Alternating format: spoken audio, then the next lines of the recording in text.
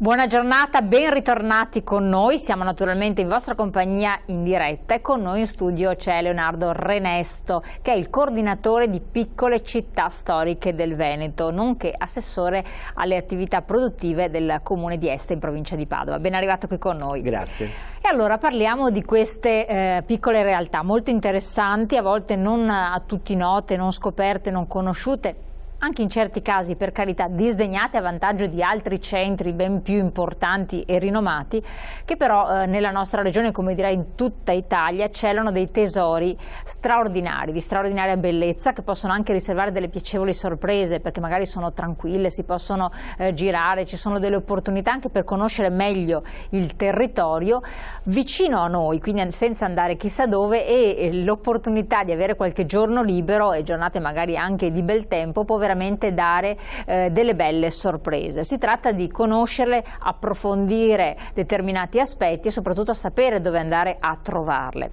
Allora, vediamo un po' di capire innanzitutto come è nata quest'idea da parte di ANCI Veneto, perché è una costola di ANCI Veneto sostanzialmente, di creare questa realtà piccole città storiche. Qual è l'intento? Perché l'intento sembra prevalentemente turistico, ma forse si va anche oltre, no? Sì, prima di tutto ringrazio chi ha riposto fiducia dandomi questo incarico, per cui il presidente dell'ANCI, il dottor Dal Negro, il direttore dell'ANCI, il dottor Menara, e tutti i sindaci dei 25 comuni che hanno avuto la speranza, direi, nella mia funzione e nella mia azione.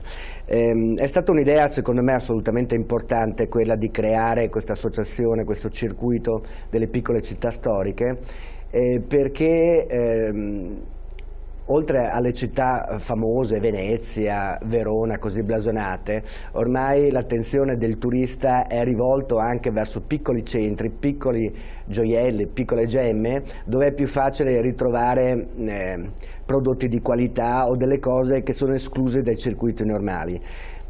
Quindi costituirsi, per adesso sono 25 comuni, speriamo che poi siano anche di più, in un circuito permette veramente di creare degli itinerari fantastici da un punto di vista turistico, soprattutto per persone sofisticate che cercano cose particolari. Ecco, tra l'altro noi stiamo vedendo delle immagini bellissime. L'idea è anche quella di proporre la possibilità di scoprire queste realtà muovendosi con mezzi tipo la bicicletta, perché no, o in moto. Nella fattispecie è stato girato questo documentario, però proprio anche senza utilizzare necessariamente l'automobile, no? Assolutamente sì, questi 25 comuni sono stati divisi poi in 4 itinerari, facilmente, voglio dire, collegabili tra di loro, dove è possibile sia per la possibilità di fruire di piste ciclabili o di strade assolutamente poco trafficate, di mettersi insieme tra di loro e di godere di questi paesaggi che vanno dalla montagna alla pianura e dal mare al lago. Ecco, qui per esempio vediamo il Lasi. Quanti dei nostri telespettatori conoscono questo comune, dove peraltro c'è una rocca, si parla di una leggenda, quindi veramente è carinissimo ed è in provincia di Verona, in una valle, la valle di Lasi veronese. Ci sono anche prodotti dell'enogastronomia locale che sono straordinari, quindi abbinare anche le due cose. Assolutamente sì, oltretutto ammetto la mia ignoranza, che sto scoprendo tantissime cose anch'io con questo incarico. E la cosa fondamentale è proprio questo, non è che abbiamo bellezze esclusivamente storiche o monumenti, abbiamo una ricchezza fantastica di prodotti enogastronomici. Basta pensare a Negrar con l'Amarone, Bardolino, Soave, Montagnana con i suoi prosciutti. Ecco, l'intento è proprio questo, di creare un veicolo turistico importante attraverso queste eccellenze enogastronomiche. E secondo lei quali sono le zone che meritano di essere potenziate sotto certi profili? Delle 25 nessuna. Abbiamo solo bisogno di fare un'ottima promozione di noi stessi e veramente di trovare quei canali corretti e giusti per proporci non a un turismo di massa, ma proprio a quel turista che cerca o prodotti di qualità o percorsi storici e culturali particolari. Quindi un'opportunità di sviluppo anche sotto lei tra l'altro è assessore alle attività produttive. Sì, assolutamente sì. Io credo che per promuoverci abbiamo bisogno sicuramente, insomma, di tutta la buona volontà, l'impegno nostro, ma anche degli imprenditori, dei produttori delle nostre zone. Caratteristica un po' nostra veneta è che ci muoviamo sempre singolarmente, in maniera individuale. Ecco perché è bello mettere 25 comuni insieme, ecco perché sarà fondamentale mettere insieme i comuni con gli imprenditori, con le imprese, per promuoverci tutti insieme.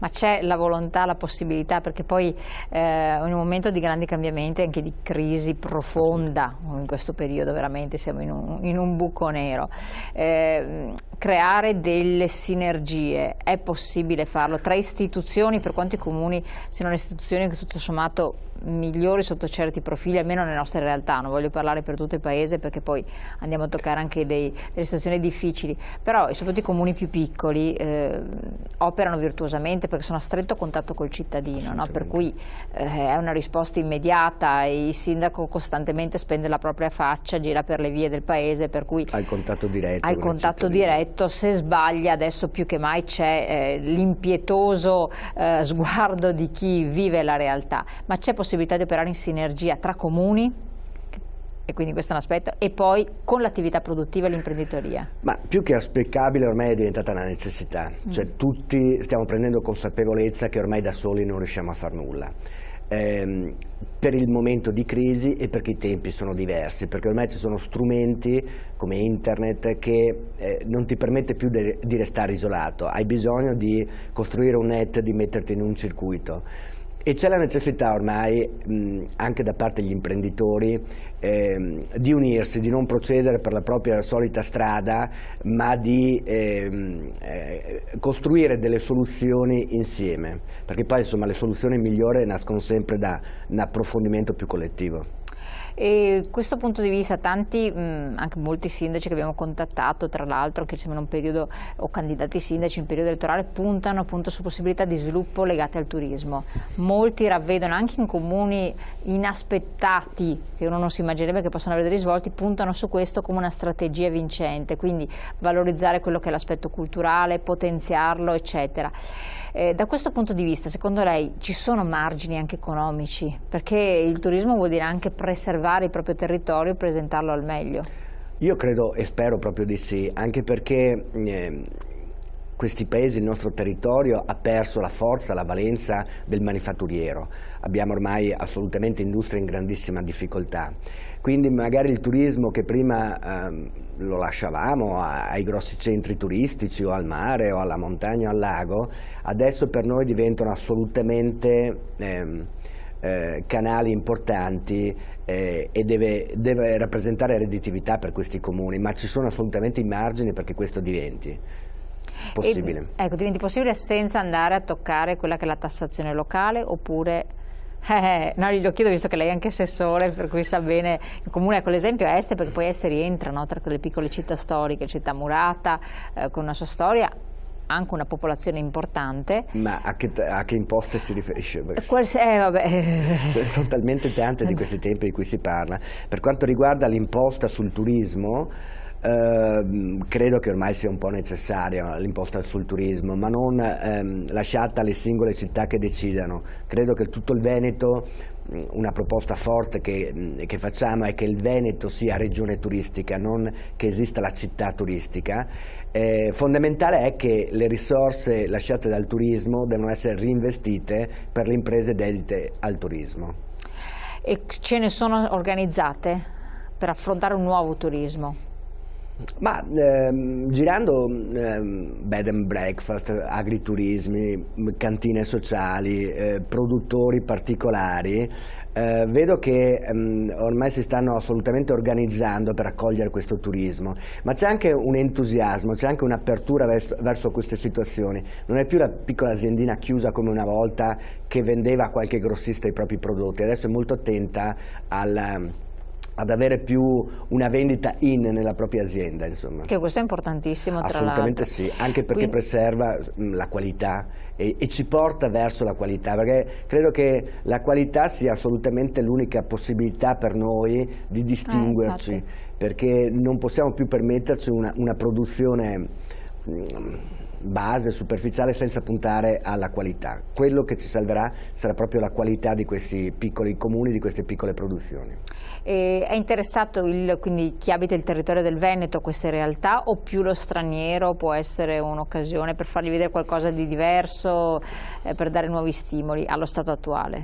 Ma io credo che nella nostra testa c'è sempre lo stereotipo del tedesco da intercettare, perché magari soggiorna ad Abano o quant'altro, alle terme, ma io credo che adesso sia assolutamente indifferente il turista straniero, il turista che arriva dal resto dell'Italia.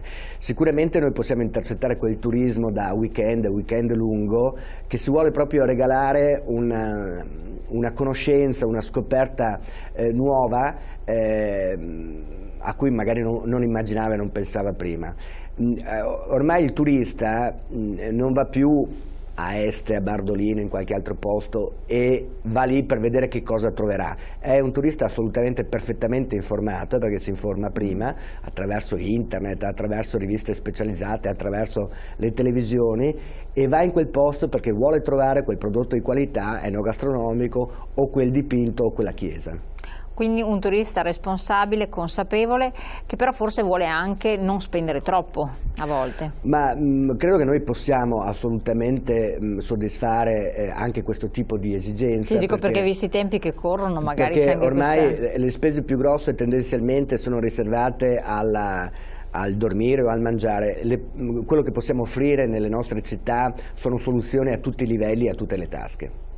Secondo che progetti avete? Quindi per capire un attimo come come affrontiamo vari step e vediamo un attimo la progettualità. Allora, intanto mi permette di dire alcuni dei comuni, tutti i 25, sono assolutamente fantastici, per cui da Agordo a Bardolino a Castelfranco Veneto, Caorle, Este, che è il mio paese, insomma, Mira, Monselice, Montagnana, Negrar, la montagna con Pieve di Cadore, Portogruaro, Rovigo, Soave. Il progetto credo sia prima di tutto far sì che questi comuni non si aspettano solo iniziative dall'associazione, ma devono mettere la maglia dell'associazione Piccole Città Storiche, e i primi promotori devono essere loro. Ognuna di queste città ha delle manifestazioni importanti durante l'anno, ed è bene che il marchio Piccole Città Storiche venga sempre più diffuso, e quindi tutte devono diventare manifestazioni di questa associazione. Questo è un po' il primo obiettivo, cioè cercare di educare questi comuni all'appartenenza a questa associazione. Poi credo che tutte quelle azioni che facciamo singolarmente, da partecipare a qualche fiera, da avere diversi tipi di promozioni, se le uniamo possiamo muoverci allo stesso momento in tantissime situazioni, in tantissime fiere, in tantissime occasioni. Un altro obiettivo su cui c'è da lavorare è proprio di legarci ai nostri prodotti tipici, per cui quando il vino, per dire un prodotto tipico fantastico che abbiamo nei nostri comuni, va a proporsi Vinitaly o anche all'estero, dobbiamo proporci insieme, dobbiamo assolutamente legare insieme il turismo a questi prodotti di qualità. Un altro esempio, adesso non so se è possibile vederla. Non si riesce a vedere comunque. Questa è una Madonna col bambino del Cima Conegliano, che adesso è esposta a Parigi. È un'opera che era nel nostro museo a Testino. Ecco, proviamo a farla vedere adesso, così forse vediamo a favore di camera, la camera lì. Eccola. Ecco, questa tra l'altro l'hanno scelta anche per fare la copertina del catalogo a Parigi, e questa è la dimostrazione. Ogni città ha qualche opera talmente importante, metterle insieme significa fare uno dei musei più belli che possiamo avere, e questo è fantastico secondo me. Ecco che dobbiamo legare questa promozione che attualmente facciamo singolarmente tutti e metterci insieme. Assolutamente, questo sì. E poi l'accessibilità naturalmente delle tante offerte, perché anche quello è un altro problema. Andiamo in pubblicità, poi torniamo ancora insieme a parlarne.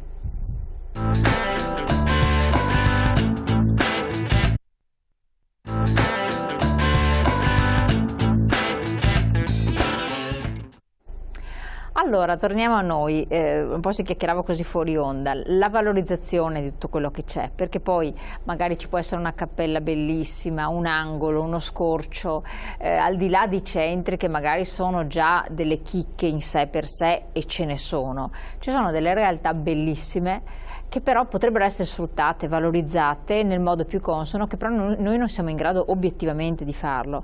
All'estero ci invidiano, ma sanno valorizzare piccoli particolari, creare un business pazzesco, perché poi attorno ci creano realtà produttivo-commerciali di piccolo tipo, legate al commercio, legate al turismo, e da noi invece no. C'è una rocca là in degrado, e fine a sé stante, magari lo straniero la ammira con attenzione, ma non c'è niente, non ci sono informazioni.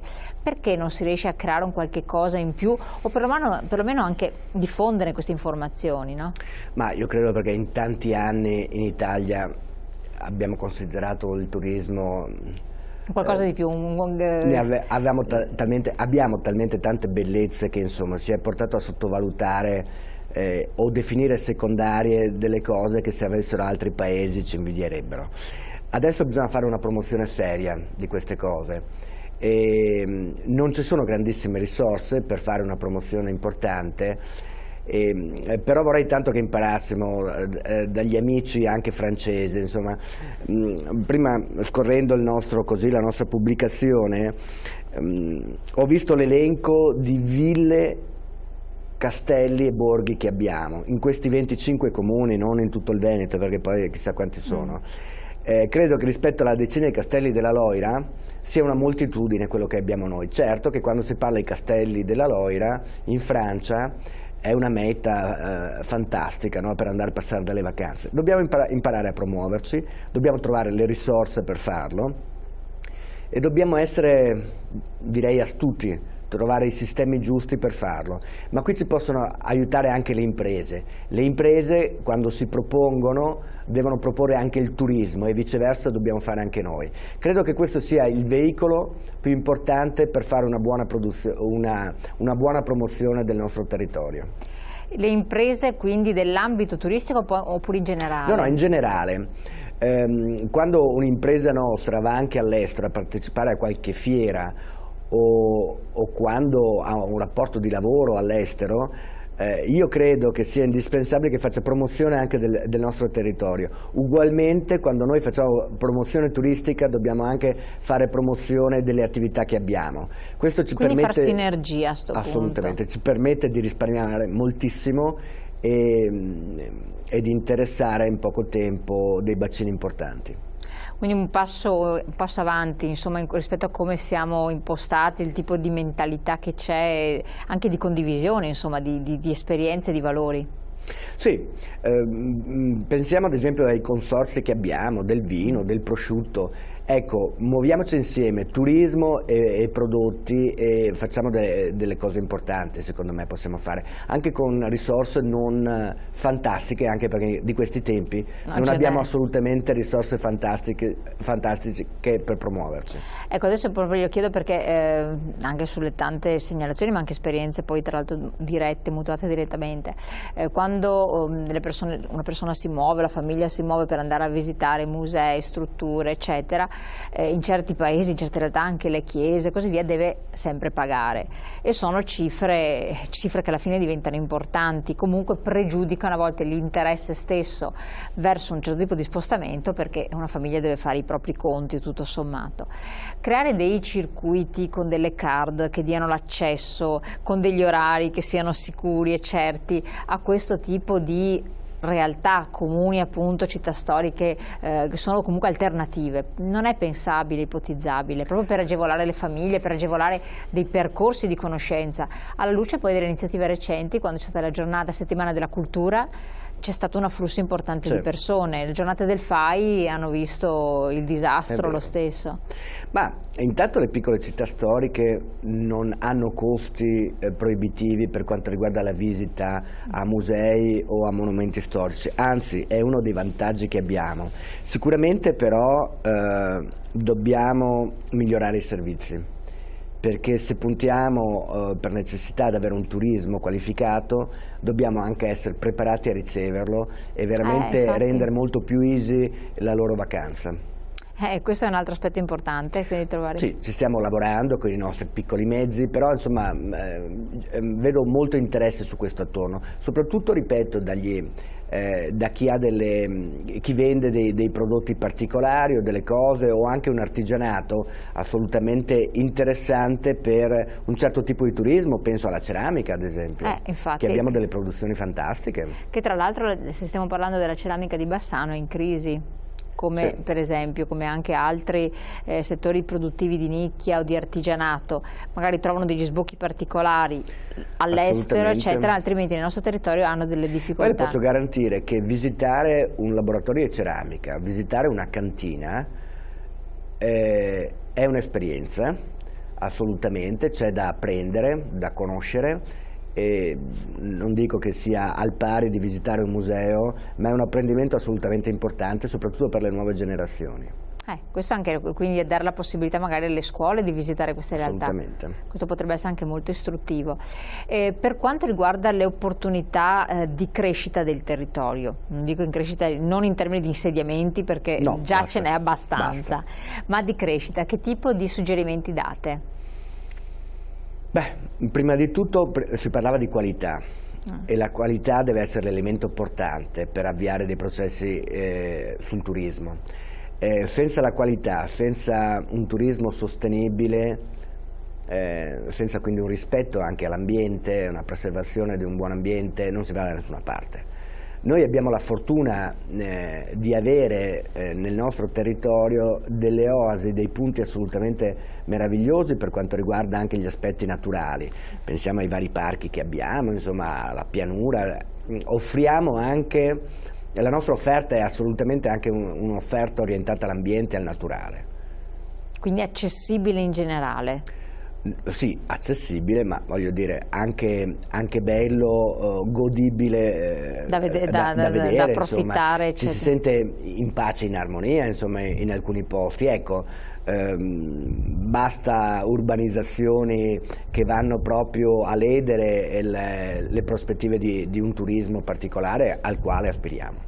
Ecco, infatti tante volte viste da fuori, al di là di centri che sono noti, Venezia, anziché Padova, Verona, eccetera, certe località ben precise, l'idea di piccole città del Veneto che possono essere delle nicchie interessanti da scoprire non è così emergente a chi viene da altre regioni d'Italia. Questo bisogna riconoscerlo indubbiamente, perché il Veneto è visto come realtà produttiva, un insediamento addensato di popolazione, fabbriche e quant'altro, ma non si riesce a vedere oltre. Questo è un limite un po' di... Sì, è stato un limite certamente anche nostro, perché nei decenni passati non abbiamo certamente valorizzato questo aspetto. Per tantissimo tempo. Ma ci interessava molto più, insomma, le zone artigianali o avere ogni piccolo comune la propria zona industriale, ma credo che adesso, insomma, ripeto, anche per necessità dobbiamo assolutamente preservare queste zone, farle conoscere, perché sono assolutamente belle. Non è vero che il Veneto sia una regione dedicata esclusivamente all'industria, quindi si pensa a ciminiere, confusione. Ben poco adesso ormai, sì, no, sarà per quello, insomma, adesso molte sono chiuse in questo momento qua. Allora, tornando un po' anche al contesto attuale, c'è stato un incontro importante ad Este proprio tra l'ANCI, rappresentanze dell'ANCI ieri, e poi una delegazione in modo particolare di sindaci, chiamiamoli così, che vengono dalla Cina. Che cosa hanno presente queste partnership, questi incontri, e perché si effettuano, insomma, sul territorio? Sì, avevamo alcuni sindaci e alcuni imprenditori cinesi della regione sopra Shanghai, e loro stanno venendo un po' a scoprire l'Italia, no? La Cina è talmente grande che, insomma, sono in tantissimi e ogni tanto partono queste delegazioni che non sono mai state... E qua vediamo il momento, no, delle presentazioni, dell'incontro istituzionale. Sì. È stato assolutamente bello, gratificante, perché loro erano sinceramente contenti anche della nostra accoglienza. E vengono a scoprirci. E cosa vengono a scoprirci e vengono a capire se ci sono possibilità di fare investimenti. Perché se noi siamo in crisi, loro hanno la necessità di aprirsi nuove strade. Gli investimenti sono, come dire, bilaterali. Nel senso, vogliono che si possano creare delle cose là e viceversa loro vorrebbero. Ma che cose vorrebbero creare sul nostro territorio? Non è che siano stati così dettagliati, ci si sta un po' alla volta scoprendo. Sono stati molto colpiti così dalla conoscenza che abbiamo fatto ieri con alcune nostre realtà particolari, di industriali che abbiamo nelle zone nostre. Settori anche di industrie dedite all'ambiente, per cui riciclaggio, rifiuti o quant'altro, che loro lì sono un po' in difficoltà su queste cose. Quindi almeno c'è la percezione che ci sono dei problemi. Assolutamente, ma importare immediatamente una tecnologia che noi abbiamo messo decenni per impostare, importarla immediatamente prima che faccia grandissimi danni all'ambiente là è fondamentale per loro, e noi da questo punto di vista insomma siamo ancora messi bene. La nostra tecnologia, il nostro know-how è questo il vero made in Italy che abbiamo, che dobbiamo esportare oltre ai nostri bei prodotti. Quindi questo potrebbe essere un volano probabilmente per delle attività sperando che poi non le copino soltanto e poi ci lasciano a terra. Sì, allora è vero che i cinesi copiano, però non è che i cinesi vogliono solo copiare, è un popolo secondo me che deve conoscere ancora tutto, e mi par di capire, da quel che ho potuto insomma così comprendere, sono aperti a qualsiasi tipo di soluzione. Del tipo? Anche fare partnership con società nostre. Per adesso ci siamo lasciati così, dopo tanta curiosità noi nei loro confronti e viceversa, che probabilmente ci sarà un rimando direttamente a casa loro per capire, perché credo che stando seduti sulle nostre poltrone lì facciamo un po' fatica a capire cos'è veramente la Cina. Cosa sta diventando, come si è trasformata, quali sono gli aspetti che magari possono essere potenziati rispetto ad altri. Fondamentale comunque sarà preservare quello che di bello abbiamo, che non è più una produzione diciamo così di prodotti base generici, ma noi dobbiamo saper fare il nostro bello made in Italy, i nostri bei marchi, i nostri bei prodotti di qualità. Ma tutelarli questi, perché poi c'è sempre stato il problema del discorso della tutela. Lei che poi è assessore alle attività produttive ben può comprendere. Si sta provando, però poi personalmente quando vedo che esportiamo alcuni prodotti nostri, apriamo il resto per il mondo alcune botteghe nostre dove i prodotti non sono fatti in Italia ma vengono fatti in altre parti del mondo, forse non facciamo il bene del Made in Italy.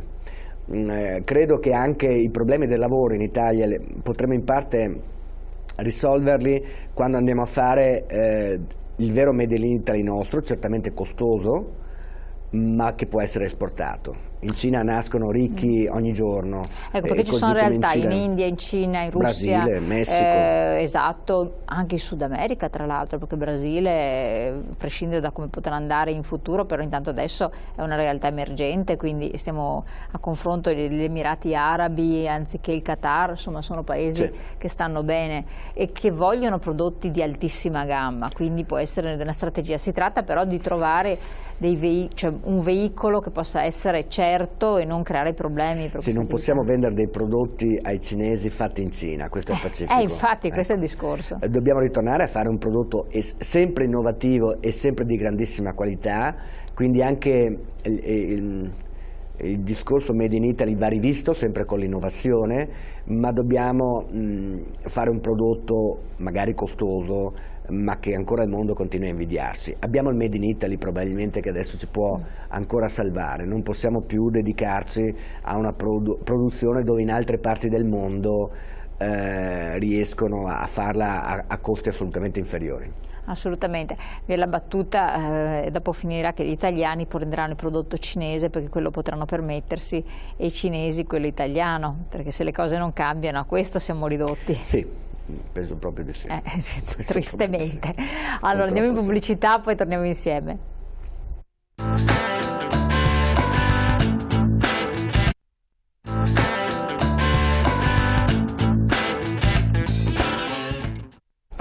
Ecco qua, noi stiamo facendo intanto due chiacchiere fuori onda, legandoci un po' anche alle attività produttive che sono strettamente legate anche alle piccole realtà, alle piccole città storiche del Veneto, perché comunque è un modo di fare produzione diverso. Appunto si diceva che la produzione nel vecchio continente, in Italia, eccetera, è difficile che si incardini ancora, quindi si possono fare i miracoli, però forse per una serie enorme di ragioni che ormai tutti sanno, costo della manodopera, tassazione, burocrazia, eccetera, che nessun governo riesce a sradicare per il momento, dobbiamo puntare su qualcosa di diverso.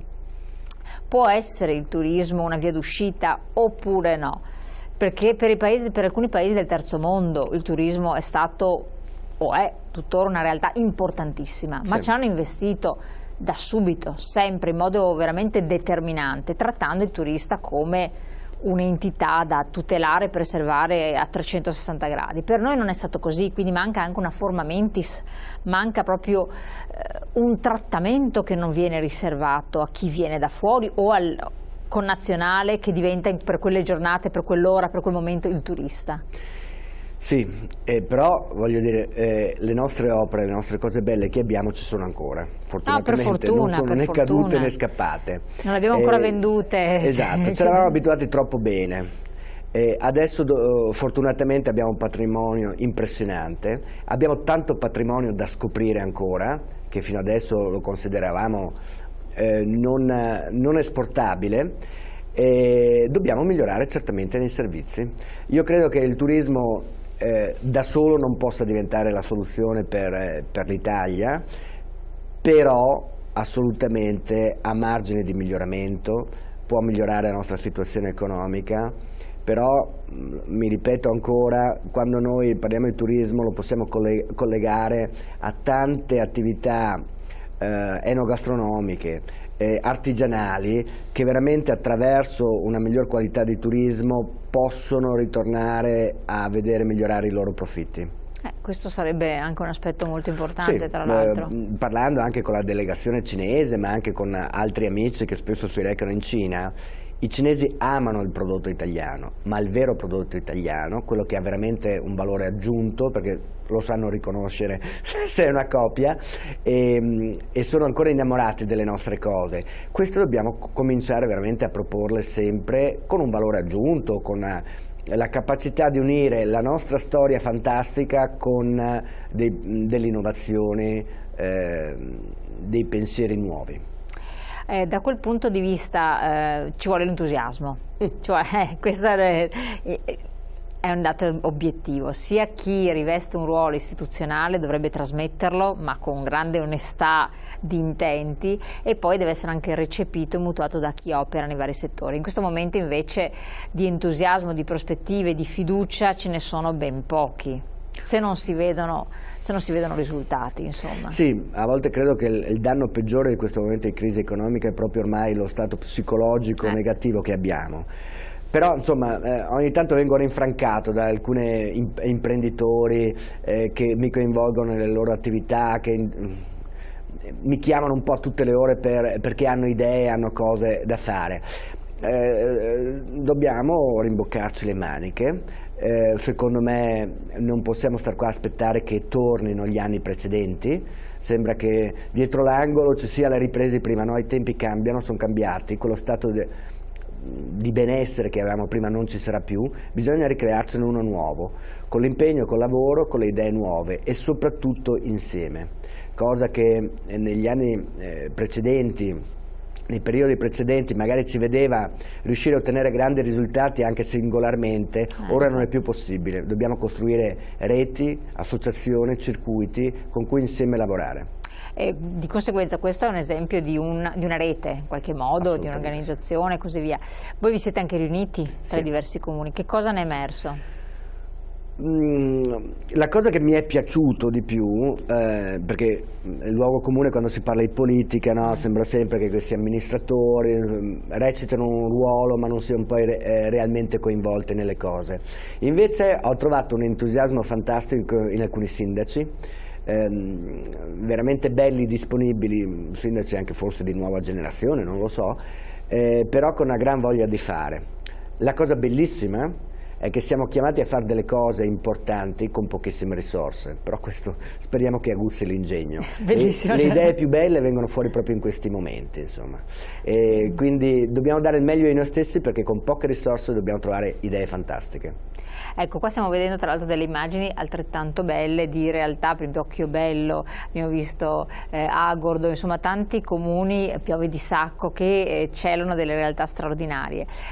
Quindi dal punto di vista, interventi anche dal punto di vista della viabilità, delle infrastrutture, sono importanti, e del trasporto. Perché legare tutto alla possibilità di, io l'ho detto anche all'inizio in esordio, muoversi anche in bicicletta, potersi muovere con mezzi alternativi, oppure agevolare con il trasporto ferroviario pubblico, perché a volte diventa pesante muoversi col mezzo proprio, è possibile, o che piccoli comuni storici organizzino dei tour proprio in corriera per riuscire a creare anche gruppo, fare sistema, insomma. Sì, io credo che il problema della viabilità è sicuramente un problema grosso. Mi piace però dividerla in diversi settori quando parliamo di viabilità. Sicuramente dobbiamo promuovere un turismo, un cicloturismo ad esempio, le piste ciclabili ci devono essere, proprio per mettere in collegamento, no? Costruire un ring tra queste città, penso al caso mio al Parco Colli, che adesso abbiamo quasi ultimato 60 km di pista ciclabile. A partire che parte da dove? Praticamente il perimetro dei Colli Ugani, del Parco Naturale Regionale dei Colli Ugani. Sicuramente si parla di ferrovie, queste vanno potenziate in modo da dare la possibilità al turista di montare in bicicletta a Padova e di arrivare in un altro posto in treno. Che c'è in Austria per esempio, c'è in Francia, come c'è in Olanda. Però non vorrei che a volte ci nascondessimo anche dietro a un dito, insomma, perché a volte quando dobbiamo raggiungere una bella meta siamo disposti a affrontare qualsiasi sacrificio. Io mi ricordo quando ero piccolino, per andare al mare, a Sottomarina, c'erano di quelle colonne incredibili ed era un dramma arrivare a Sottomarina, però ci si voleva andare. Quindi anche è adesso, vero, è vero che ci sono dei problemi di viabilità, però io sono anche terrorizzato magari da grandi infrastrutture viarie che possono anche rovinare un po' il nostro territorio, un po' il nostro ambiente. No, beh, assolutamente, non era questo, era per esempio rendere i comuni agibili, fruibili. Scambi intermodali, certamente, questo bisognerebbe lavorare su queste cose, questo sì. E poi le zone pedonali, perché un comune, un piccolo centro, a volte lo scopri quando è chiuso al traffico. Nonostante le rimostranze iniziali degli operatori del commercio, che abbiamo partito una guerra per fare un po' di isola pedonale impressionante, che dopo è stata apprezzata, perché so che da molti è stata apprezzata. Sì, i commercianti sono ancora sul piede di guerra su questa questione. Sicuramente l'isola pedonale ti permette di fare apprezzare bene in totale relax le bellezze del centro storico.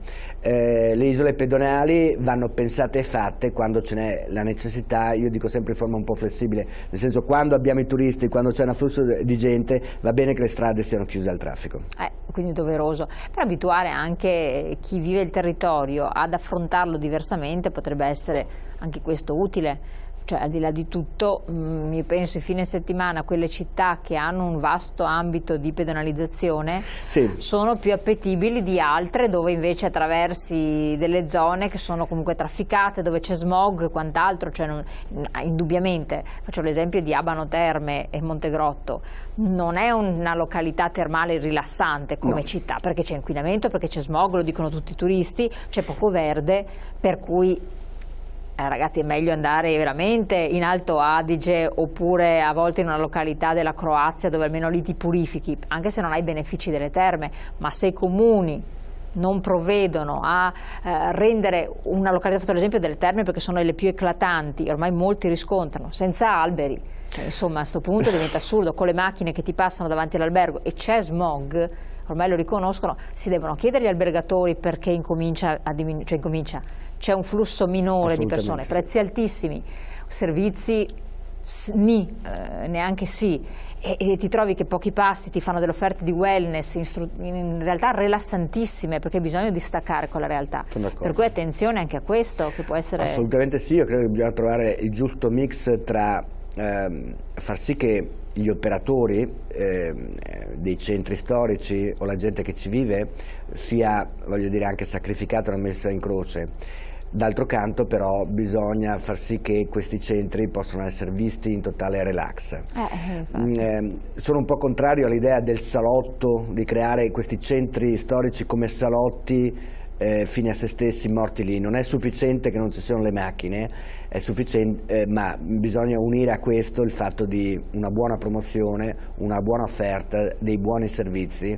Se non c'è un commercio sano in un centro storico, un commercio attivo, il centro storico muore e soprattutto perde anche quel presidio nel territorio in termini di sicurezza che è assolutamente importante. Quindi i centri commerciali non naturali io mi ricordo, sono... sono stato a visitare Spello infrasettimana, in un periodo non di alta stagione, stradine piccole, macchine che passavano, tutto inorridito, ho chiesto, beh, come mai? Certamente i fine settimana sono chiuse al traffico, nei momenti di alta stagione il centro è chiuso al traffico. Ecco, credo che bisogna trovare un po' il giusto equilibrio tra quando c'è un afflusso di turismo e quando sono vissute queste isole pedonali, quando invece non c'è nessuno che ci passa, forse sarebbe meglio rendere un po' più agevole il tutto. Per quanto riguarda Este, invece, la nostra è una piccola isola pedonale che, voglio dire, insomma, va bene così che ci stia e che assolutamente, cioè non è che sia così estesa. Abbiamo fatto molti investimenti per il centro storico, ho speso un sacco di risorse per abbellirlo, che adesso insomma non ci piace rovinarlo con le automobili. Con tutte le ZTL sparse a macchie di leopardo che nascono da un giorno all'altro, la città sono da evitare come se ci fosse la peste, pericolosissime. Ma questa è gente che ci scrive? Sì, questo è il discorso. Dopo vabbè c'è un altro problema, il problema dei parcheggi, il problema delle zone a traffico limitato che non sempre sono riconosciute e riconoscibili e che creano problemi, perché quando arrivano le multe i cittadini un po' si seccano effettivamente, soprattutto perché c'è un problema che forse gli amministratori locali non trascurano, che molti si muovono nelle città come turisti, faccio l'esempio di Firenze, con il classico tom tom, perché non conosci la realtà, Firenze per non toccare una realtà fuori dal Veneto. Però non è che ti segnala la zona ZTL, uno è attento a guardare il tom tom, la cartina geografica, la strada e tutto, e magari può sfuggirgli in buona fede, a volte lei evita 1, 2, 3, poi becca quella invece sbagliata, per non dire anche in altre realtà. E questo poi è un problema, è successo e succede tante volte, per cui può frenare un certo tipo di accessibilità. Quindi magari... La ZTL è il passaggio intermedio, no? Prima si parlava di isole pedonali, dar la possibilità di vivere magari certe zone ma limitarle al traffico. Pacifico che poi ha questi problemi, la ZTL, insomma. Oppure i parcheggi, perché quando si parla di piccoli centri è ovvio che magari è più facile trovare parcheggio, oppure Montagnana per esempio, posteggi fuori dalle mura, già si va a Cittadella, e per chi la visita, giustamente è stata fatta questa osservazione, poi l'ho constatata di persona, è difficile comprendere dove puoi lasciare la macchina perché c'è difficoltà di accesso, quindi evitare di trovare dei luoghi dove lasciare le macchine. Padova è lo stesso, insomma, non è che... Noi ci siamo abituati sempre, no? Lo so. In maniera tutto facile, no? Io dico che vivere in provincia ha degli aspetti negativi, l'aspetto fantastico è quello che finisci il lavoro, vai a prendere il pane, vai a prendere il figlio a scuola, tutto in macchina, fai il giro contrario poi in pochissimo tempo. Naturalmente se si vuole preservare, se si vuole rendere bello anche un centro, immancabilmente serve un po' più di rigore anche poi sui parcheggi e tutto. Faccio un esempio che mi è dispiaciuto da impazzire. Ieri pomeriggio un signore di Roma viene a trovare una persona anziana a Este, 5 minuti perché ci crede, insomma me l'ha raccontata così, verissimo, parcheggiato sul marciapiede di fronte alla casa. È passato il vigile, ha ovviamente sanzionato, marciapiede appena rifatto, insomma abbiamo anche speso i soldi, trachite e tutto. questo esce ma come? Per 5 minuti? Sì, però il vigile certamente non poteva sapere questa cosa qua. Non è che si possa dire, ma la tolleranza non può esserci. No, infatti, no, per carità, attenzione, io però dico che ci sono vigili che invece lo fanno apposta e lo si sa. Io voglio tanto per tornare sempre al discorso delle zone termali, lì ormai lo sanno tutti, c'è gente che, ma lo dice espressamente, io non ci torno più la domenica a fare la passeggiata con la famiglia, perché c'è il deliberato intento della polizia municipale di mettere la multa. Però io vedo che c'è anche la tenacia, la persistenza di molte persone comunque a parcheggiare dove non si può. Sì, per carità, quello può essere, però persone che invece posteggiano dove si può, magari non mettono quello dell'ora, la traghetto stanno via 10 minuti e il vigile 30 secondi dopo che si è stato là ti mette la multa, attenzione, accanimento. Questo in un altro paese succede, europeo non succede qua. Allora, se vogliamo copiare solo certe cose e non copiarne altre, infatti, dobbiamo insomma, un po' regolamentarci su questo. La difficoltà dei parcheggi in un centro storico è pacifico che esistono, perché se vogliamo fare in un certo modo non dobbiamo permettere che le macchine si mettano un po' dappertutto. Però credo anche che non sia così scandaloso fare 300 metri a piedi, insomma. Ma assolutamente, quindi bisogna trovare anche delle modalità di vivere queste realtà nel modo più civile possibile. Io la ringrazio, il tempo a nostra disposizione è finito. Grazie. Piccolecittàstoriche.it è il sito internet da visitare e da scoprire. Grazie ancora, buon proseguimento, buon fine settimana a tutti quanti voi. Grazie.